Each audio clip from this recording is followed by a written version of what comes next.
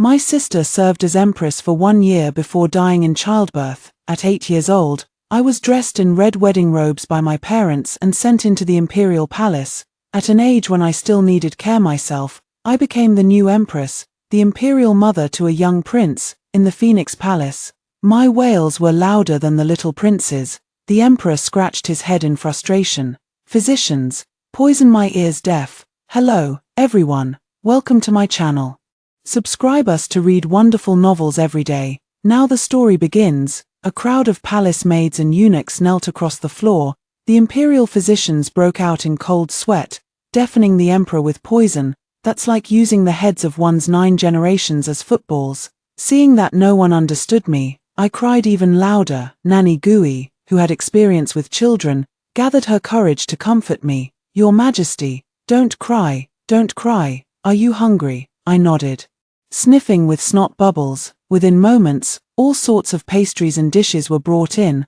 I wiped away my tears and snot with my wind-whipped robe. Once I started eating and drinking heartily, I stopped crying. As I ceased my weeping, the little prince in swaddling clothes gradually calmed down and fell into a peaceful slumber.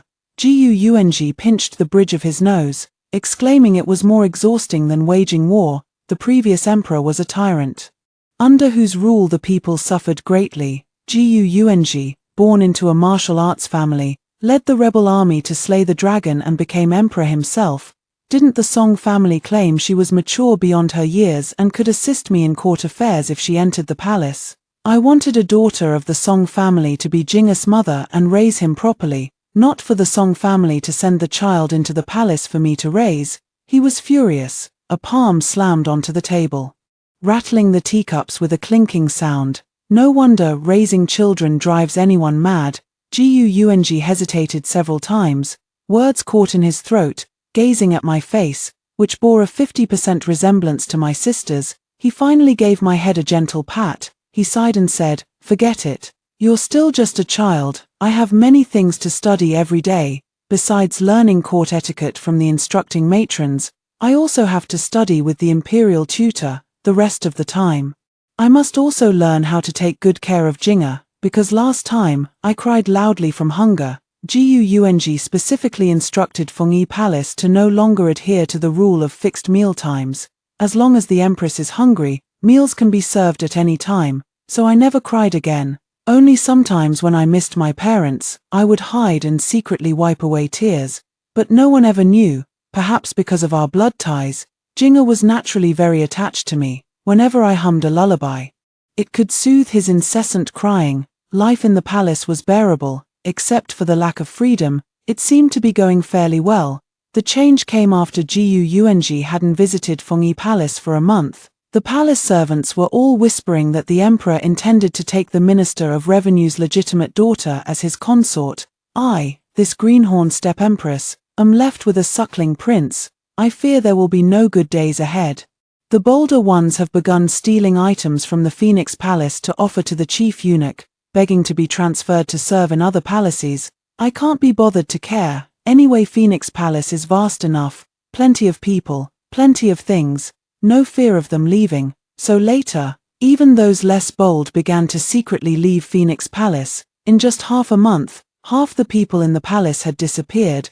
Those who remained hardly listened to me either. That day, Jing cried hungrily, and I asked the wet nurse to feed him, yet she lounged in her chair eating nuts, pretending not to hear. "My lady," she said, "I'm terribly thirsty." A thirsty woman can't produce milk. I held Jing in my arms, freeing one hand to pour her a cup of tea. She laughed again. "Your Highness, you're still too young to understand. A woman's milk isn't like drawing water from a well. It doesn't just appear when you want it." This remark made the other maids in the palace, who were cracking melon seeds, burst into laughter as well. Jing wailed incessantly, and I grew somewhat anxious.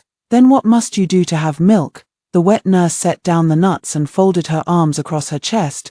She closed her eyes in a more comfortable position. "I'm a bit sleepy. Let me take a nap first." Then she added, "Take him farther away. His crying is giving me a headache." "Bastard!" A robust voice rang out. A bright yellow robe came into my view. The palace maids, who had been sitting cross-legged gossiping, immediately prostrated themselves on the ground. The wet nurse tumbled off the recliner in haste to kneel. Before he could properly kneel, he was kicked flying 3 feet away. Not daring to cry out in pain, she quickly knelt properly again, pressing her forehead to the ground. This lowly servant did not know your majesty had arrived. Please forgive this offense. Guang was furious, pointing at everyone's noses as he cursed, worthless dogs. Must I personally watch over you for you to serve your mistress properly? Who taught you to deceive your emperor like this? The wet nurse and palace maids all kowtowed in unison, begging for mercy. I comforted the crying Jinga with a pained heart, beginning to warm some milk over the charcoal fire used for brewing tea. Jinga, be good, it'll be ready soon. Just wait for mother a little longer. Guang looked at me with a somewhat dazed expression. Perhaps he thought it surprising that after just a month and a half apart, I'd already become so adept at caring for Jinga. Afraid of frightening the child, he ordered the wet nurse and the palace maids on duty to be taken away. They were dragged far away, then all beaten to death. Jinga was not a fussy child. After being fed, he played with a rattle drum for a while, then obediently fell asleep. The instructing matron arrived punctually to teach me palace etiquette and decorum. Noticing Guang's presence, she stood waiting to the side. I stood properly by Guang's side in silence. He said nothing, and I merely kept my head lowered. After a long while, he finally called to me, "Rana." I instinctively responded, The matron coughed twice, reminding me. I quickly realized my mistake and corrected myself. "Your Majesty, this concubine is present." I had learned the court etiquette quite well, yet he didn't seem particularly pleased.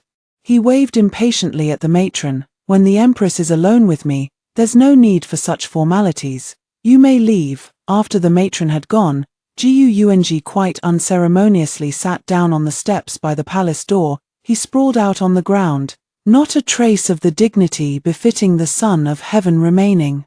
He said to me, "Rana, in private, you can still call me brother-in-law or brother Yuang like you used to." I immediately relaxed. His sudden outburst of anger when he arrived today really frightened me. He patted the steps beside him, signaling for me to sit next to him. Just like in the days when he wasn't yet the emperor, before the rebel army rose up, when my sister was still alive, they would always sit casually on the doorstep, watching the sunrise or sunset, chatting and laughing, teasing each other. I was only 4 years old then. I would smell medicinal herbs and learn their names in the retired imperial physician's house next door. Whenever I saw them sitting at the doorway, I always loved to squeeze myself into the middle, resting my head on my elder sister's lap. My sister would gently stroke my head, smiling with tender warmth. Guang's voice choked slightly. "Rana, do you miss your sister?" "Of course I miss her terribly. I don't like the imperial palace. I don't like children. I dislike taking care of children in the imperial palace even more. But whenever I remember this child was born through my sister's desperate efforts, I try my best to learn how to raise him well." My sister left in such haste that she didn't leave me a single word. This scene is perhaps the only keepsake she left me. Guang didn't look at me, and probably didn't see my nod either. He just kept gazing at the sky. The sky was gloomy today, shrouded in mist. "It doesn't compare at all to the sunrises and sunsets I once watched with your sister. Jinga is the only child your sister and I have. I hope he can grow up healthy and safe, enter the Eastern Palace in the future, and rightfully become the next emperor. But those ministers and noble families are truly detestable, each eyeing my harem, some wanting to send their daughters to my bed, others angling for titles. Rana, brother-in-law, I miss your sister so much." Guang's voice grew increasingly hoarse as he spoke. When he finally turned to look at me, there were shattered starlights flickering in his eyes. Even the most hardened heart would be moved to see an emperor shed tears. I listened in utter confusion. I vaguely sensed it was probably related to what the Grand Tutor had mentioned during lectures, factional strife and succession disputes. Guang spent the afternoon with Jinga at Fengyi Palace. He had originally planned to stay for dinner before leaving, but after his chief eunuch whispered something in his ear, he hurried off to attend to official matters. The next day, Jiang Minmin, the legitimate daughter of the Minister of Revenue, entered the palace and was enfeoffed as the virtuous consort. I found it laughable. Just yesterday, he was still tearfully missing my sister, yet in the blink of an eye, there was already a new favorite.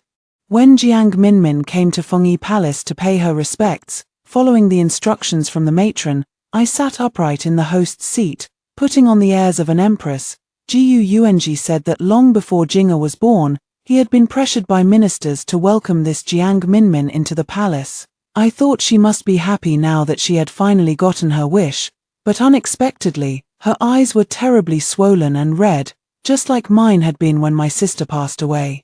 When the morning courtesies concluded and she was leaving Fengyi Palace, I still couldn't resist calling out to stop her. Just like how mother comforted me on the day I entered the palace, I said, "Be happy once you're in the palace, if nothing else. The pastries there are always delicious." I picked up an almond cake from the table. After some thought, it felt a bit too petty. Suppressing my craving, I gave her the entire plate of pastries, with reddened eyes. She expressed her gratitude and left with the plate before my mouth could water. From then on, my daily routine gained another item. It was Jiang Minmin coming to pay her respects every day. She was always melancholy, only occasionally, when teasing Jing'e, would she manage a rare smile. Over time, I began to think perhaps she was born without the capacity for laughter. Later on, 2 more people entered the palace. One was Pei Xiong, daughter of the Minister of Personnel, who was granted the title of Noble Lady Rong. The other was Wei Yiying, daughter of a senior minister who had served as chancellor through 2 dynasties, immediately bestowed the rank of noble consort upon entering the palace. The imperial harem suddenly became lively. Within 3 months, Pei Xiong announced the joyous news of conceiving the imperial heir. Jiu Yuanyi was overjoyed and elevated her from noble lady to consort Rong, relocating her to the Chaoyang Palace. By that time, Jing'e had also reached his first birthday. The firstborn prince of the new dynasty's full-year celebration was lavishly celebrated. The number of palace servants in Fengyi Palace increased once again. Seeing that I was usually close to Jiang Minmin, Jiu Yuanji had her assist me in preparing the banquet. Jing'e, chubby and adorable, toddled along holding onto one of my fingers. Everyone who saw the child praised how clever and lovely they were. All was peaceful, at least on the surface. That's how it appeared. As the banquet neared its end, plums were served to cleanse the palate. I was about to feed a piece of the fruit to Jing'e. Suddenly, a palace maid cried out in alarm, "My lady, what's wrong with you?" Beneath the seat, Pei Xiong lay in agony, collapsed over the desk. Jade cups toppled from the table in a crash. Jiu Yuanji strode to her side and bellowed, "Summon the imperial physician." Naturally, I too saw the pool of blood spreading beneath consort Rong's skirts. Jiu Yuanji held Pei Xiong's hand. His gaze swept past the crowd and landed on me and Jing'e. For a moment, I couldn't tell whether that look held worry or reproach. At the corner of Pei Xiong's mouth, there still remained unwashed traces of waxberry juice. I was so frightened that I immediately threw the bayberries in my hand away. Jing'e burst into tears from the shock of the sudden incident. Nanny Gui was about to take him away. But I couldn't rest easy in my heart and insisted on holding him in my arms no matter what. This banquet was arranged by me and Jiang Minmin. I watched Jiang Minmin sitting upright at the table. Apart from looking at Pei Xiong with concern, she showed no sign of fear, as if everything had nothing to do with her. Pei Xiong's life is not in danger, but the child could not be saved. Jiu Yuanji said the palace maid who poisoned her had already committed suicide out of guilt, making it impossible to trace who was behind it. But since it happened in Fengyi Palace, I bear undeniable responsibility. Jiang Minmin, who assisted in organizing the banquet, must also be held accountable. Thus, Jiang Minmin was placed under house arrest and demoted from imperial consort to concubine. I was stripped of my authority to manage the 6 palaces, which was transferred to noble consort Wei Yiying, in this case of conspiring against the imperial heir. Among the 4 noble consorts of the inner palace, only Wei Yiying emerged as the victor. Jiu Yuanji rested his forehead in one hand, his mood reaching the peak of irritation. He said this was already the result of him standing against the ministers to protect me. Otherwise, my position as empress would be lost. Jing'e could no longer be raised by my side either. My heart still pounds with lingering fear. Suddenly I understood, in the royal family, imperial bloodlines are the greatest threat to one's enemies. That night, after I'd lulled Jing'e to sleep with the wet nurse keeping watch over him, I summoned every soul within Fengyi Palace to assemble. The moonlight was cold and desolate. The long sword my elder sister wielded in battle alongside Guang slid from its sheath in my hand. The blade gleamed with a chilling light under the moon, sending shivers down one's spine. A courtyard full of palace maids and eunuchs knelt in prostration. The wet nurse's background had been personally vetted by Guang. Nanny Gui was formerly my elder sister's most trusted confidant. Apart from these two, I trust no one else. I spoke coldly. Speak, which of the noble consorts do each of you serve? The crowd murmured quietly, yet no one answered my question. After a moment, a young eunuch raised his head, though kneeling and looking up at me. His face was full of cheeky smiles. Naturally, everyone in the Phoenix Palace belongs to Her Majesty the Empress. For your highness to say such words truly chills our humble hearts. I held a long sword in my hand and walked to his side with a smile. He naively thought I believed his words and looked up at me with a grin. His neck was stretched just right. The next moment, the blade slit his throat. The warm blood sprayed all over the palace attendant beside me. It also splattered onto my dress. That year I was 9 years old, the first time I killed someone. The smell of blood was unpleasant. I suppressed the nausea rising in my throat and continued my questioning. This palace grants you a chance. Those who confess truthfully may leave Phoenix Palace and seek employment in other palaces. I deliberately paused, letting the sword tip scrape against the blue stone bricks, dragging out a sharp, grating sound. Those who remain obstinate will end up like him. The hall was so quiet you could hear a pin drop. I noticed a palace maid with an unusual expression. She even looked somewhat familiar. I pinched her chin, forcing her to look up. Are you from Peixiong's palace? She paused for a moment, then repeatedly agreed. I scoffed and pointed the sword tip at her heart. Lies. I clearly saw you in Wei Ying's palace. She suddenly trembled all over and finally told the truth. I beg your highness to spare my life. This servant truly belongs to Consort Shu's palace. The crown prince's birthday banquet was short-staffed, so I came to serve at Fengyi Palace. With just a glance from me, Nanny Gui immediately stepped forward and straightened her body. The long sword plunged straight into her chest. When the sword was pulled out, the blood stained the clothes of several others. After that, getting answers became much easier. Those who were planted by other palaces were all punished with 30 strokes of the rod before being thrown out.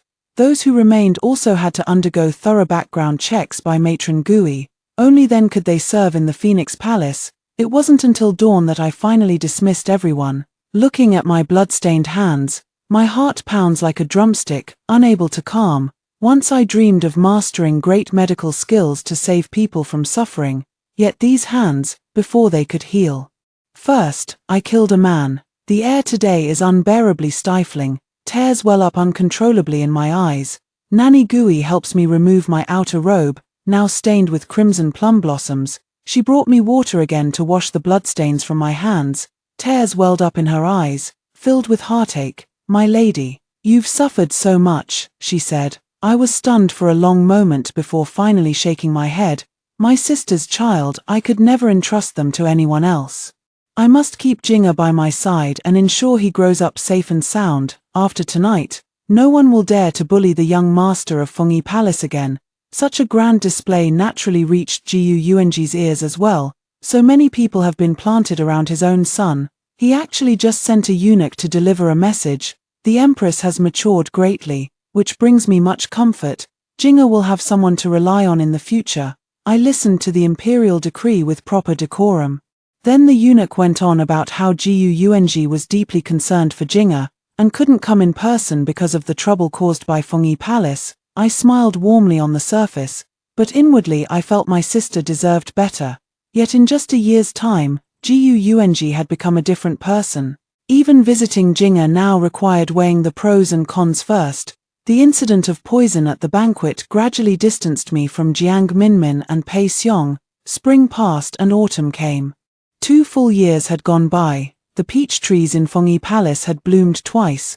Throughout the entire palace, only consort Shu Wei Ying was 7 months pregnant. Jinga had now learned to recite poems and recognize characters, repeatedly praised by the imperial tutor for his remarkable intelligence. Another autumn hunt. Jinga, full of curiosity, begged me to take him along.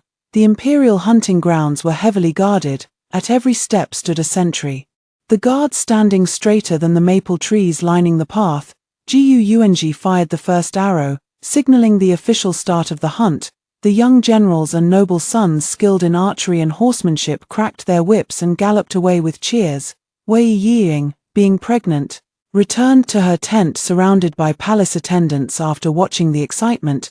Jing'e hadn't had his fill of fun yet, so I stayed behind with him, on the training grounds.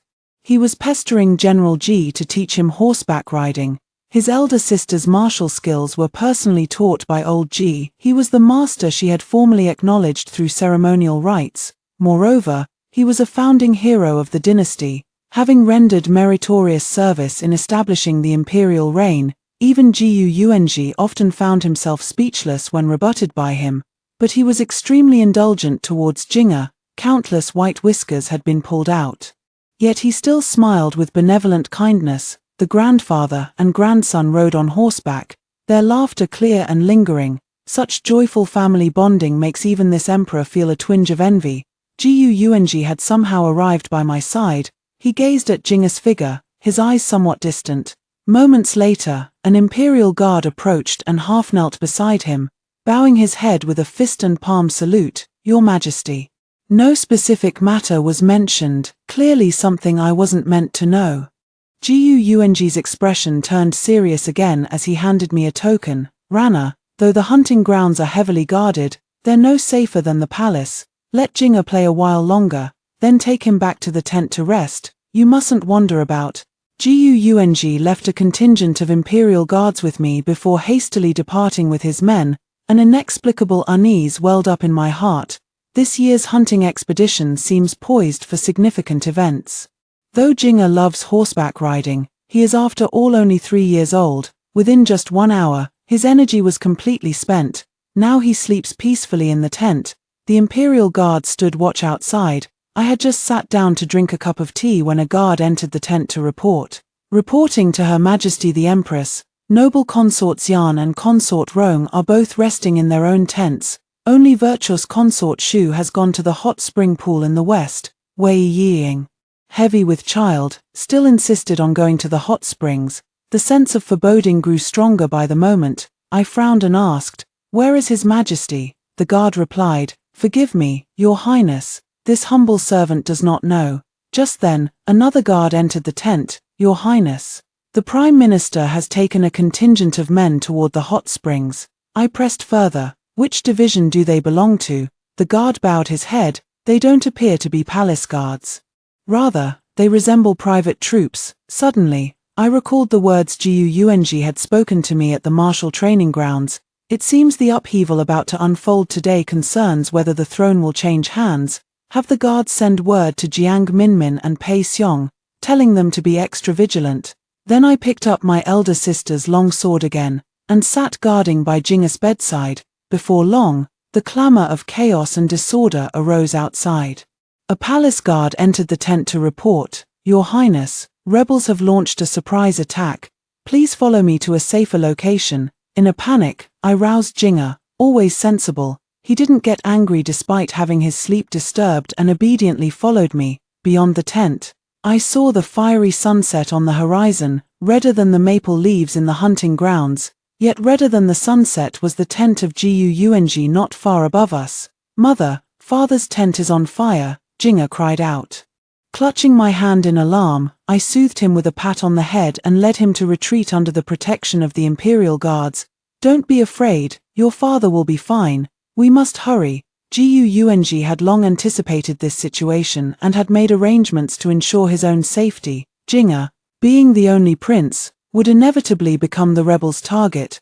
Though guarded by a troop of imperial soldiers, it was still far from being an impenetrable fortress.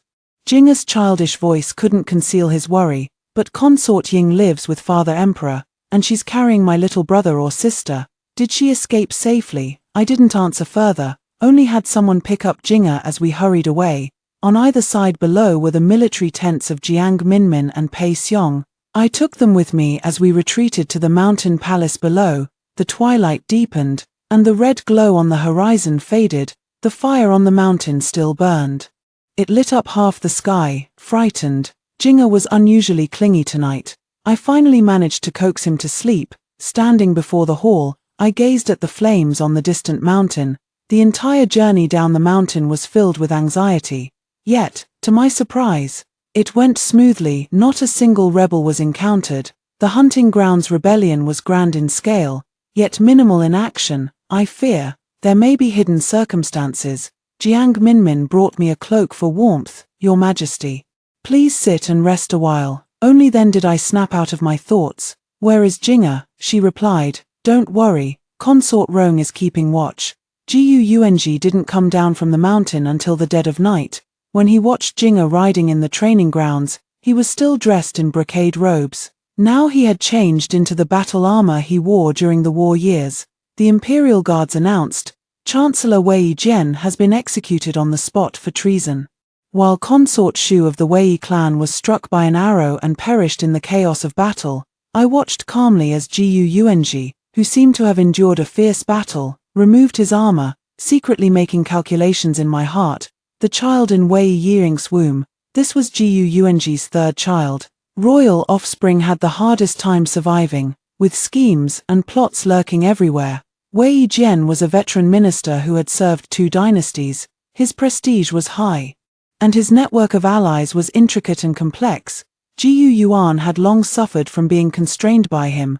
Now Wei Jian has died for treason. The court officials who were once close to him quickly distanced themselves, pledging their loyalty to Jiu Yuan instead. 4 years into the founding of the dynasty, only now could he truly be considered to become the ruler of a nation. Minister Jiang of the Ministry of Revenue was rewarded for his merit in quelling the rebellion.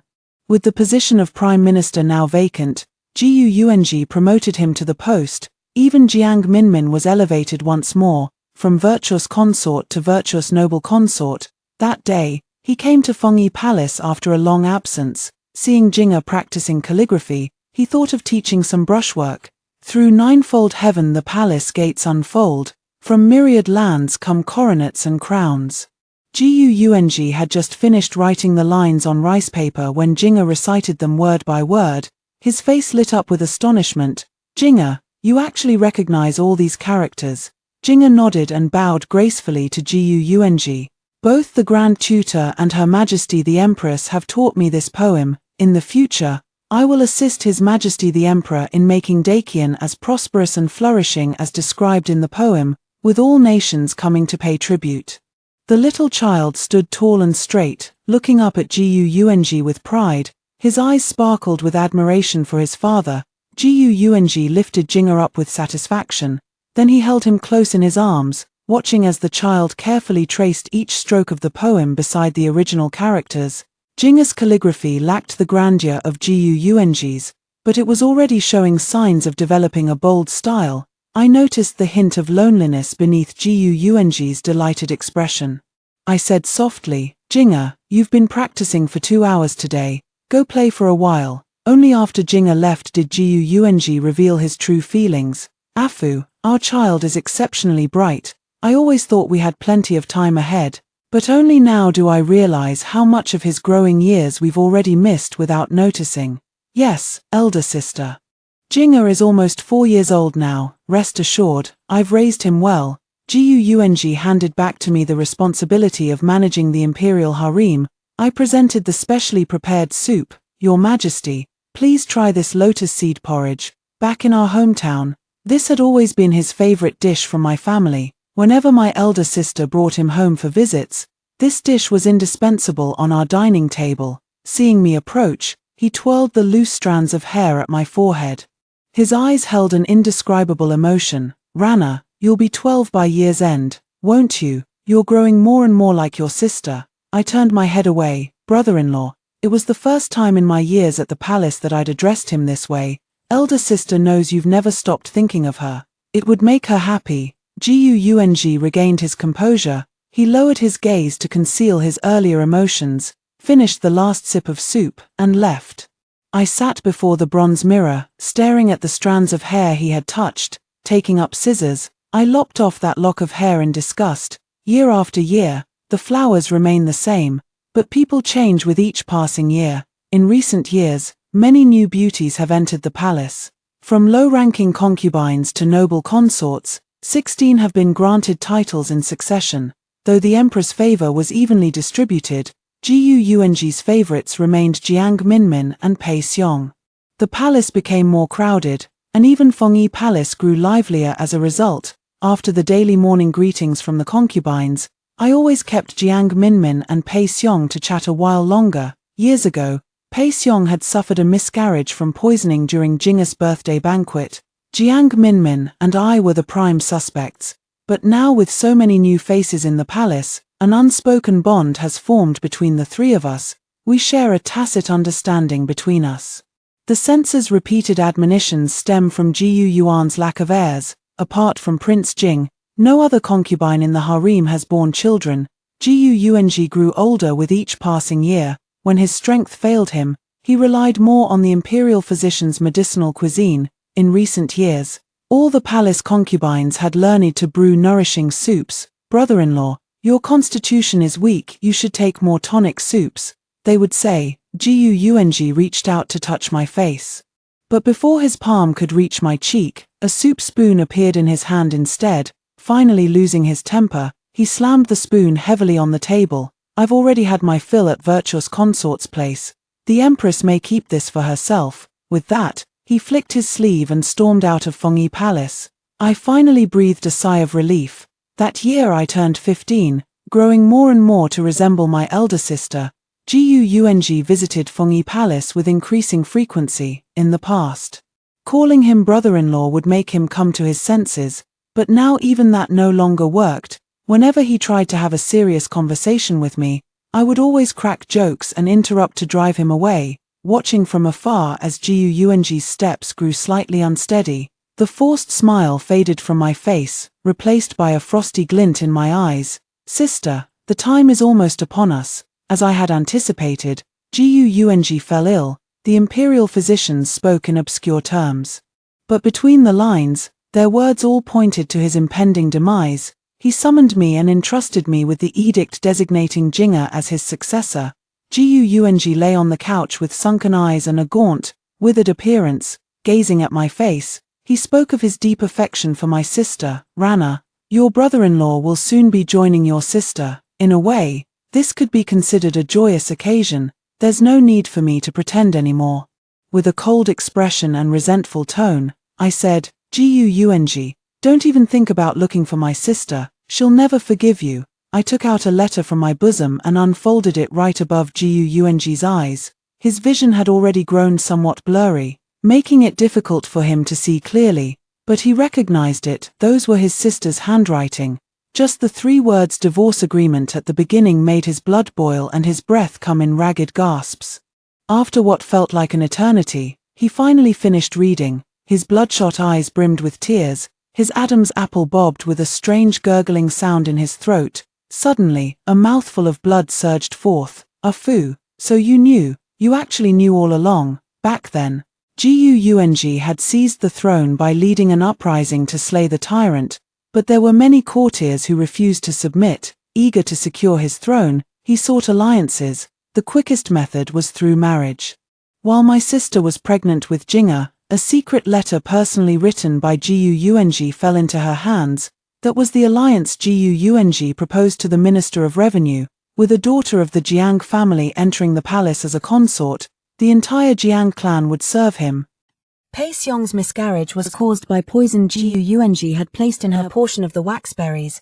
The eunuchs and palace maids I killed that day had all handled the waxberries, yet none were ever caught and punished by the Court of Judicial Review, because although they appear to be people from other concubines' palaces, in reality they all followed Ji Yuan's orders. He didn't hesitate to kill his own child, just to provoke conflict between me and Jiang Minmin. When the time came, Jiang Minmin would show disrespect towards me, the empress. By protecting Jiang Minmin, he would then owe a debt of gratitude to the Jiang family. At the same time, it would allow them to strip me of my authority over the 6 palaces and transfer it to Wei Yiying. They sought to win over Wei Zhen, who was then the chancellor of 2 dynasties. This scheme killed 2 birds with 1 stone. Just a child had to die, that's all. As the emperor of a nation, why should he worry about having no heir? Later, during the hunting grounds incident when Wei Zhen rebelled, It was actually he who summoned Wei Ying to the hot springs. At that time, Wei Ying was already 7 months pregnant and would never have gone to such a place voluntarily. Wei Jian, believing his daughter had met with misfortune, rushed in with his troops out of paternal protectiveness. Yet this precisely played into Gu Yuanji's trap of inviting the enemy into a jar. He set his own tent ablaze. Loudly proclaiming the rebels' treachery, Wei Ying died, a corpse bearing 2 lives. Once again, he exploited women and children. He thoroughly purged all dissenting voices in the court, securing his high position. His schemes, if from the very beginning Jiang Minmin, Pei Xiong, and I had been at odds as he wished, then the truth would have remained unknown. Unfortunately, he underestimated women. You thought we'd only fight over him. Gu Yuanji was furious and coughed up another mouthful of blood. His pupils began to dilate. I counted silently in my heart. 1, 2, 3. After 10 breaths, Gu Yuanji's arm fell heavily onto the bedside. The funeral bell for the dragon echoed for miles. The imperial palace was draped in white mourning garments, wails piercing the heavens. Holding the sobbing Jing'er in my arms, my tears fell like rain. I thought to myself, sister, Rana took matters into her own hands and killed Gu Yuanji. But if I hadn't killed him, I fear he might have harmed Jing'er for his own gain in the future. I sincerely hope you won't blame me for this. After Jing'er ascended the throne, I took charge and disbanded Gu Yuanji's harem.